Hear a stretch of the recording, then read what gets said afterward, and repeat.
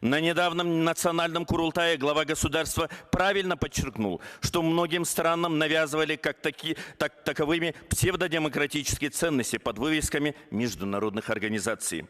Данные организации получали миллиардные контракты, которые они нигде не публикуют, спокойно используя их в своих интересах. Прикрываясь либеральными ценностями, якобы демократическими целями, некоторые казахстанские организации, активисты и правозащитники на деньги международных фондов критиковали любые позитивные изменения в нашей стране. Продвигали мнение, что Казахстан всегда останется страной третьего мира, некой банановой республикой. Кроме того, эти неправительственные фонды и организации грубо вмешивались во внутренние дела, системно организовывали информационные атаки и целенаправленно вводили в заблуждение общественность, якобы прикрываясь популистскими лозунгами за прогресс и демократию.